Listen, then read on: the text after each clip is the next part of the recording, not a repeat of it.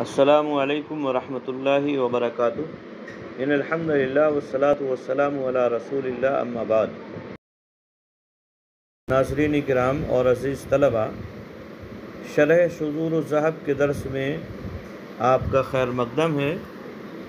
آج کے درس میں کلام کا دوسرا معنی کیا ہوتا ہے اس کے بارے میں پڑھیں گے۔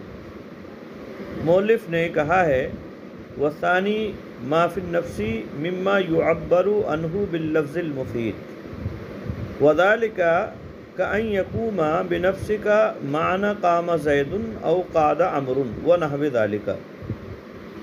یعنی کلام کا دوسرا معنی ہے ما فی النفس، جو نفس میں معنی پایا جاتا ہے، مما یعبر عنہ باللفظ المفید، جس کو تعبیر کیا جاتا ہے لفظ مفید سے، یعنی وہ معنی اور مفہوم جو اندر نفس کے پایا جاتا ہے اور اس کو بعد میں ہم اور آپ لفظ مفید کے ذریعے سے تعبیر کرتے ہیں، اس کو کلام کہا جاتا ہے عربی زبان کے اعتبار سے، اور یہ بھی کلام کے معنی میں استعمال ہوتا ہے۔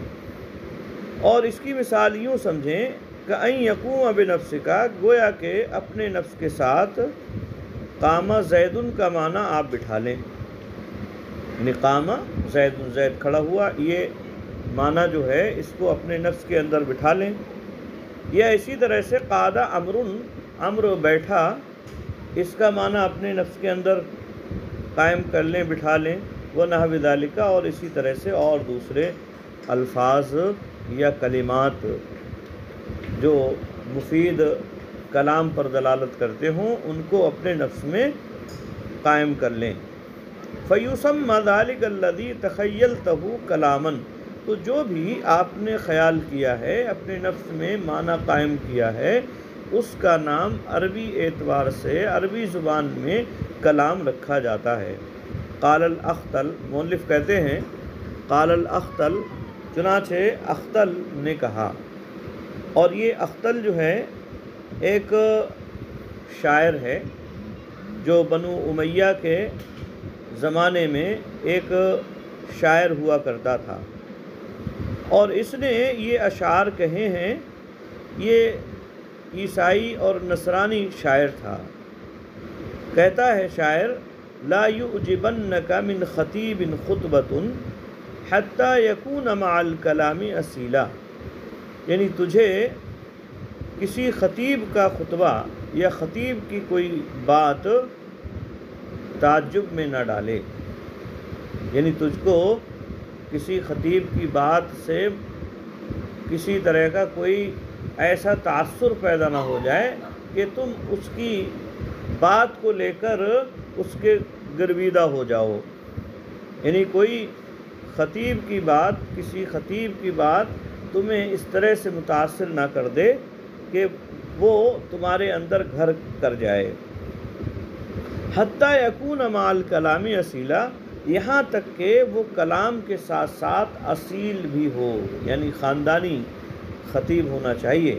ایسے ہی نہیں کہ ہر ایرے گیرے کی بات کو ہم جو ہے اپنے دل میں لینے لگیں اور اس سے تاثر قبول کرنے لگیں۔ تو کلام کے ساتھ ساتھ خطیب کا اصیل ہونا بھی ضروری ہے، یہ شاعر کہتا ہے۔ آگے کہتا ہے ان الکلام لفی الفؤاد، یقیناً کلام دل کے اندر پایا جاتا ہے، یعنی کلام جو ہوتا ہے وہ دل کے اندر ہوتا ہے۔ لہٰذا اگر کلام کہنے والا اصیل ہے تو اس کا کلام بھی اصیل ہوگا۔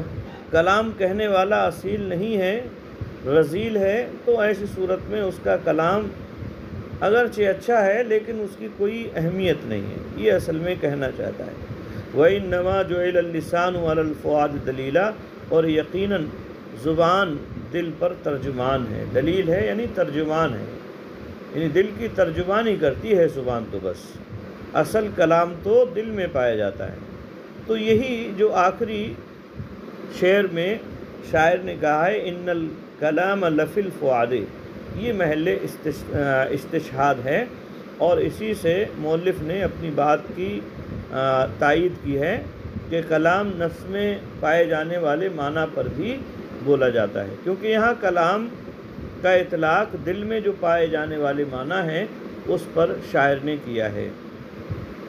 یاد رکھیں اصل کے اعتبار سے کلام وہی ہے جو لفظ کے ذریعے سے ہم تعبیر کرتے ہیں۔ اگر ہم کہیں بولتے ہیں یا کہیں لکھتے ہیں اور کہا جاتا ہے کہ یہ کلام ہے، یا کوئی بھی مطلب اس میں کہا جائے کہ یہ میرا کلام ہے، یہ آپ کا کلام ہے، یا فلاں کا کلام ہے، تو ایسی صورت میں جو لفظ سے ہم نے تعبیر کیا ہے اسی پر کلام کا اطلاق ہوتا ہے۔